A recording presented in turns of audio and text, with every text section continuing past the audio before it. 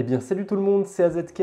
Aujourd'hui on va aller voir ce qu'il y a de beau sur la DeFi. On va aller voir du côté d'Aptos, du côté de Fuse et aussi du côté de Phantom. Même si le gros de la vidéo va être sur Aptos et même plus précisément sur Echelon Markets. C'est un nouveau protocole de prêt d'emprunt. Ça fait déjà quelques semaines que ça a été lancé, ça doit faire à peine un mois, même pas. Hein. Ça fait vraiment peu de temps qu'il a été lancé. Et la particularité de ce protocole, c'est que c'est incubé par Tala. Tala, c'est le mastodonte de la blockchain Aptos, c'est le plus gros protocole, ou en tout cas un des 3 plus gros protocoles sur cet écosystème. Et le fait qu'ils aient incubé un protocole de prêt d'emprunt, ça va amener quand même pas mal de choses. Déjà, il y a des incentives. Il n'y en avait pas les premiers jours, mais là, ça y est, c'est tombé. On a des boucles assez zinzin à faire, mais on va en reparler un petit peu après. On va pouvoir déposer les tokens de l'écosystème de Tala. Par contre, il y a un truc qui est dommage, c'est qu'on peut déposer le token de Tala, mais on ne peut rien emprunter par-dessus. On a une LTV de 0%, ça veut dire qu'on ne peut rien emprunter par dollar déposé de Tala. Un peu curieux, je pense que ça va être modifié dans les prochains jours, les prochaines semaines. Je ne pense pas qu'ils vont laisser ça à 0%. Après, on verra bien. En tout cas, on peut déposer leur version d'Aptos Staké, on peut déposer du Aptos, des stablecoins, et c'est surtout de ce côté-là que c'est intéressant en ce moment. Regardez les rendements de fou furieux qu'on a sur du stablecoin.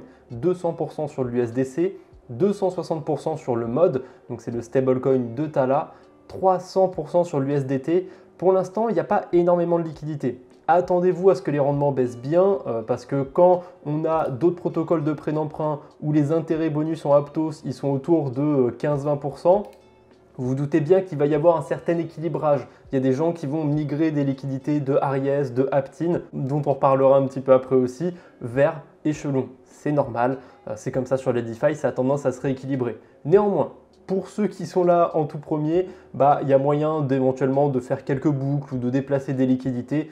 Là, après, c'est comme partout. Je pense que les rendements vont tomber. Par contre, il y a une particularité du côté des incentives sur Echelon, c'est qu'ils en donnent aux emprunteurs d'Aptos. Et ça, on n'en a pas du côté d'Aries, on n'en a pas du côté d'Aptin. Donc, on peut imaginer d'autres boucles sur Echelon. En plus de ça, c'est toujours pas fini. La cerise sur le gâteau, c'est qu'il n'y a pas de token sur le protocole. Et même s'ils sont incubés par Tala, c'est pas Tala en fait directement. Donc il y a du sens à imaginer un token plus tard pour le protocole. Donc en plus de ça, on peut farmer un airdrop, c'est pas dégueu. J'insiste une fois de plus dessus, mais ne faites pas trop attention au rendement au début. Si vous regardez le protocole dans une semaine, je pense que ça sera tassé. Mais pour l'instant, si vous voulez adapter des stratégies, prenez en compte les rendements comme s'ils étaient au niveau d'Aries Market, d'Aptin, parce que là, avec des rendements aussi élevés, je ne ferai pas les mêmes boucles que si les rendements étaient à 20%. Par exemple, avec des rendements aussi élevés, je déposerai des stablecoins, j'emprunterai du Aptos, et ensuite, voilà, j'ai même pas besoin de faire quoi que ce soit avec les Aptos, c'est tellement rentable de les utiliser. Sauf que je me doute qu'il y a des gens qui vont déposer des stablecoins, ça va baisser mon rendement. Je me doute qu'il y a d'autres gens qui vont emprunter du Aptos, ça va baisser aussi le rendement de ce côté-là. Donc, j'ai anticipé ça entre guillemets et j'ai essayé de trouver une stratégie plus adaptée à mon portefeuille bien évidemment. Je vais vous montrer plusieurs stratégies mais je vais commencer par celle que j'ai fait sur mon portefeuille. Voilà, il n'y a pas une stratégie et comme je l'avais dit dans ma vidéo sur le liquid staking, parce qu'il me semble que j'en avais parlé de ça il n'y a pas très longtemps sur la chaîne principale, j'ai une stratégie en ce moment sur mon portefeuille. Mais ça ne veut pas dire que dans 2 semaines, j'aurai la même. Peut-être que je vais changer de stratégie parce que, j'en sais rien, il n'y aura plus d'incentive ou il y aura trop de monde qui seront venus farmer sur Echelon. Bref, maintenant que tout ça est dit, qu'est-ce que c'est que cette stratégie que j'ai mise en place sur Echelon?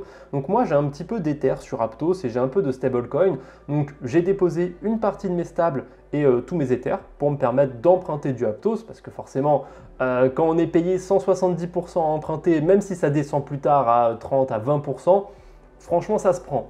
Maintenant, qu'est-ce que je fais de ces Aptos? Il y a plein de choses que je pourrais en faire. Je vais vous montrer plusieurs choses qu'on peut en faire.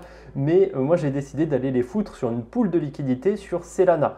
Alors, je vous ai dit que je n'avais pas déposé tous mes USDC sur Echelon. Donc, en fait, j'ai gardé une partie de mes USDC et j'ai emprunté l'équivalence en Aptos pour pouvoir les déposer sur Solana. Sur Solana, je ne farme pas d'airdrop, mais il n'y a pas très longtemps, si vous avez déposé des liquidités ou quoi que ce soit, ils ont fait une deuxième vague d'airdrop. Ça se trouve du côté de Claim, on a le petit bouton airdrop ici et vous aurez directement le lien dans la description. Moi, j'ai pu récupérer 4800 tokens, j'arrondis à un prêt.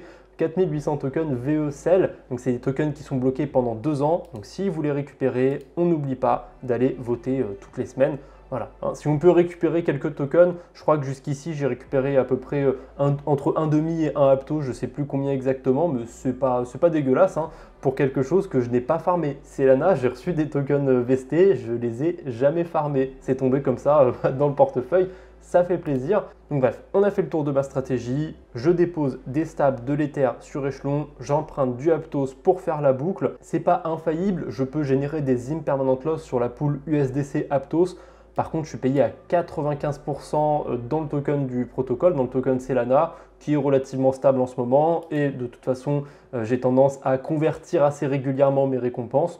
Donc ça va. La stratégie, je ne pourrais pas estimer un rendement là tout de suite. Enfin si, je pourrais estimer un rendement moyen de cette stratégie. Je pense que ça doit facile être à 3 chiffres. Mais c'est absurde. Il y a beaucoup d'incentives qui rentrent en compte dans l'équation et comme je vous ai dit, ça va baisser à tous les coups du côté d'échelon. Donc je ne peux pas trop estimer cette stratégie. Maintenant, on peut faire plein d'autres choses. Peut-être que vous avez que des Aptos dans votre portefeuille ou que des Ethers.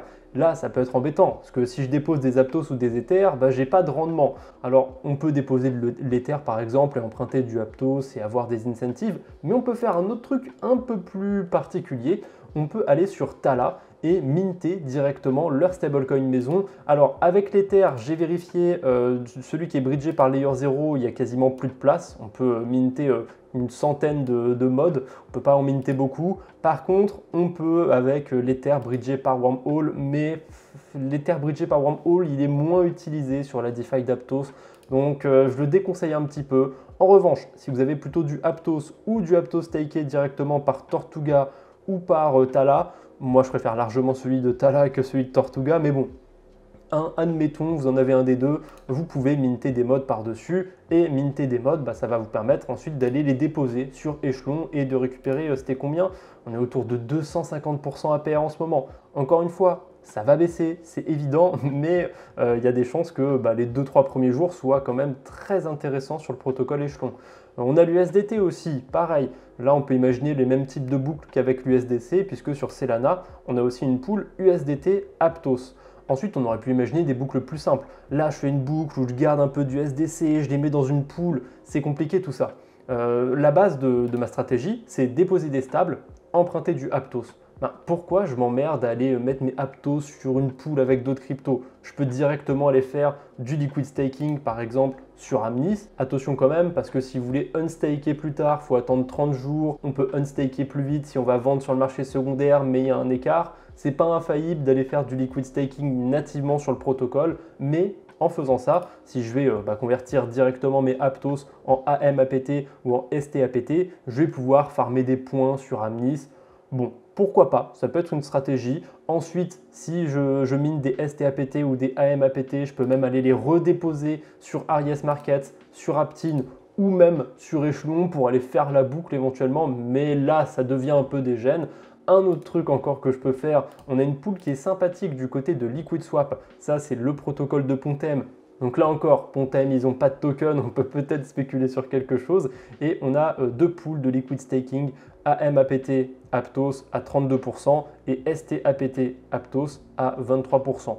Voilà, en plus on est payé en Aptos staké, c'est pas mal. Là on n'est pas payé dans un shitcoin ou quoi que ce soit. Et en fait sur quasiment tous les protocoles d'Aptos, on est payé en Aptos. Il y a des rendements de fou furieux, on est sous incentive et compagnie, ça fait plaisir.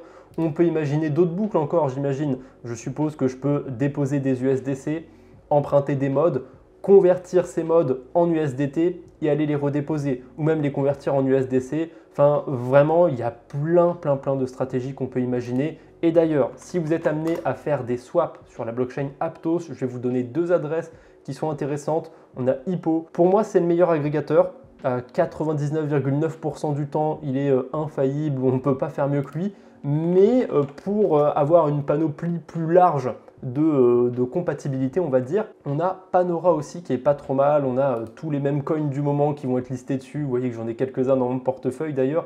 Chewy, ça c'était l'airdrop qui est tombé il n'y a pas longtemps. Si jamais vous avez fait un petit peu d'activité sur Aptos, si vous détenez des NFT, je vous mettrai le lien pour aller voir si vous êtes éligible à l'airdrop de Chewy. Si jamais vous êtes passé à côté, on ne sait jamais. Ça ne vaut pas grand-chose non plus que j'ai récupéré. Ça vaut combien? On va regarder par rapport à l'USDC, ça doit valoir 50 $ à peu près. 52 $. C'est pas un énorme airdrop, mais encore une fois, c'est quelque chose que j'ai même pas farmé.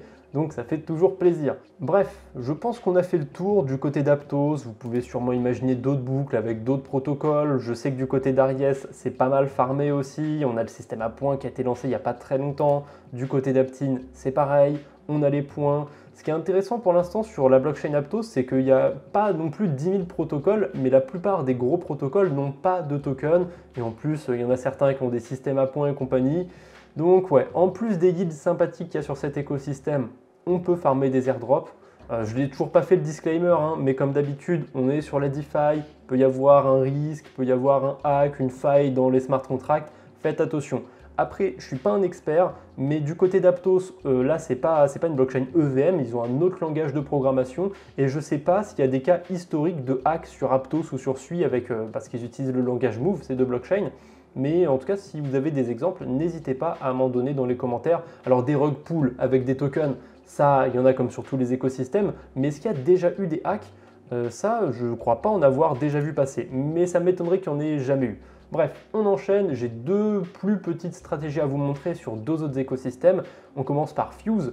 Alors c'est tout frais, j'ai découvert le protocole ce matin. Alors découvert, non, parce que je le connaissais déjà et j'ai déjà des cryptos déposés dessus sur la version Telos, mais ils se sont déployés il n'y a pas très longtemps sur la blockchain Matter. On peut aussi faire la boucle sur Matter, on peut bridger des Ethereum par exemple, en déposer, en emprunter, les redéposer. On peut faire pareil avec des stablecoins. Le problème, j'ai déjà été vérifié pour Matter, c'est qu'il y a un bridge qui existe. Il me semble que ça utilise Layer 0 en plus, mais on peut faire que du Ethereum Matter. Il n'y a pas d'autres blockchains. Enfin, il y a d'autres blockchains, mais que pour certains coins. Les stablecoins sont peut-être bridgeables depuis Arbitrum, tiens, maintenant que j'y pense. Mais l'Ether, ça, je suis sûr que c'est que depuis Ethereum. C'est dommage. Ça va être un petit peu limité du côté de Matter. Par contre, sur la blockchain Fuse, on a le bridge de Layer 0 et depuis Polygon, Arbitrum, Optimism, la Binance Smart Chain, je peux bridger les stablecoins. Depuis certains écosystèmes, je peux même bridger l'Ethereum. Franchement, c'est super du côté de Fuse. C'est assez accessible entre guillemets via le bridge. Par contre, si vous voulez faire des swaps ou quoi sur cet écosystème, faites attention, les liquidités sont plutôt faibles. Donc vous pouvez avoir un petit peu de slippage ou quoi que ce soit. Soyez prudent si vous allez faire des carabistouilles sur Fuse. En tout cas, sur Fuse, on a un truc qui est intéressant, c'est qu'on a du liquid staking qui est natif. Et en plus de ça, on peut aller déposer ces tokens de liquid staking sur Meridian, le protocole de prêt d'emprunt que je suis en train de vous présenter. On peut emprunter du Fuse, faire la boucle, aller les mettre en liquid staking et éventuellement refaire la boucle 2-3 fois pour ceux qui auraient beaucoup de Fuse. Faites attention, on ne peut pas emprunter énormément par-dessus ces Fuse stakés. On peut emprunter 40% de ce qu'on a déposé. Donc si vous déposez 100 $, vous pouvez emprunter jusqu'à 40 $. Mais le seuil de liquidation, il est beaucoup plus élevé, il est à 55%. Donc même si vous empruntez le maximum sur la boucle que je viens de vous donner, où on emprunte du Fuse, on fait le liquid staking et compagnie, ça va. C'est pas la boucle la plus dégène de la DeFi. Alors on va avoir quand même plusieurs risques, hein. Le risque au niveau du liquid staking, le risque du côté de Meridian, le risque d'Oracle, je pense qu'il est relativement faible vu qu'on a le Fuse et sa version stakée, mais peut-être aussi quelque chose de ce côté-là. Donc c'est pas la stratégie la plus sans risque, mais pour ceux qui auraient du Fuse ou qui auraient des cryptos sur cet écosystème, il y a des stratégies sympas. En plus de ça, on peut bridger facilement des stablecoins et faire des boucles. Bon, il n'y a pas énormément de liquidité, mais on est payé en Fuse à déposer et à emprunter. Je suppose qu'on peut faire une boucle assez sympathique sur des stablecoins. Voilà, c'est tout pour Fuse aujourd'hui. Et dernière petite stratégie, un peu dégène aussi celle-ci. Mais bon, hein, c'est dans le nom de la chaîne, donc c'est pas étonnant. C'est une pool du côté d'Equalizer. On a les pools de liquidité concentrée qui sont assez intéressants parce qu'on en a une qui tourne autour du token Phantom et une qui tourne autour de l'USDC. Et la particularité de ces pools, c'est qu'elles sont équilibrées en 80-20. Ça veut dire qu'on va avoir 80% d'exposition au token de la pool. Donc là, sur la pool USDC, ça va être 80% d'exposition à l'USDC et 20% d'exposition au fantôme. Donc vous allez dire, ouais, mais est-ce que c'est si intéressant que ça d'être exposé en fantôme? Ça, c'est vous qui voyez. Mais si vous êtes plutôt bullish ou que vous êtes plutôt optimiste sur Phantom, ben, ça vous permet d'être un peu exposé au token Phantom sans pour autant quitter votre bague de stablecoin. Ça peut être intéressant et le bonus de cette stratégie, c'est pas qu'il y a un airdrop à farmer, c'est qu'on est payé dans le token d'Equalizer. C'est même pas des tokens bloqués ou quoi que ce soit, hein. C'est des tokens qu'on peut réclamer directement et qu'on peut aller dumper. Et pourquoi j'ai l'air si intéressé par ce token? Eh ben, c'est parce qu'il est très peu capitalisé, il est autour de quelque chose comme 3 millions de market cap et pourtant il y a une petite hype en ce moment du côté de la blockchain Phantom. Donc je me dis que pouvoir accumuler d'un token relativement sous-évalué sur la blockchain Phantom plus farmer avec des stablecoins, ça peut être pas mal. Attention, cette stratégie elle n'est pas sans faille. Comme on est exposé au token Phantom, si son prix baisse, bah, ce que je vais déposer sur la pool, ça va baisser aussi si je regarde en dollars. Donc faites attention quand même de ce côté-là, mais si vous êtes optimiste à court moyen terme sur Phantom, ça peut être une pool intéressante. Ça vous permet de rester en stablecoin et de surfer une petite hausse du côté de Phantom. Après, bien évidemment, si vous n'avez aucune affinité avec la blockchain ou le token Phantom, ça ne va pas du tout être une stratégie pour vous. Mais c'est pas grave, il y a 15 000 choses qu'on peut faire sur les DeFi. Là, je vous ai présenté quelques stratégies, mais en ce moment, il suffit de se baisser pour trouver des rendements abusés sur des stablecoins ou sur de l'Ethereum. C'est complètement dingue. Je pourrais limite vous faire un quote beau sur la DeFi 2 fois par jour, tellement il y a de stratégies qu'on peut faire. C'est assez absurde. Mais bien évidemment, et je termine sur ça, ça sert à rien de vouloir changer ses stratégies tous les jours. Comme on dit, trop, c'est l'ennemi du bien. Parfois, garder un peu plus de simplicité sur ces stratégies, ne pas trop vouloir en faire, c'est bénéfique. Parce que si vous voulez bouger beaucoup de fois vos cryptos, même sur des blockchains où les frais sont relativement faibles, bah, vous allez quand même devoir prendre en compte ces frais. En plus, quand on va faire des swaps et compagnie, on va avoir tendance à avoir du slippage un peu caché parfois. Donc faites attention, si vous êtes très actif sur votre portefeuille DeFi, ça peut un petit peu vous nuire et vous faire sous-performer d'autres farmers, voire le marché crypto. Bref, c'est tout ce que j'avais pour aujourd'hui. N'hésitez pas à me dire si vous trouvez ces stratégies intéressantes. Et si vous avez envie, n'hésitez pas à partager d'autres stratégies que vous trouvez sympas. Allez, je vous embête pas plus pour aujourd'hui. On se retrouve bientôt j'espère. D'ici là, portez-vous bien. Salut tout le monde!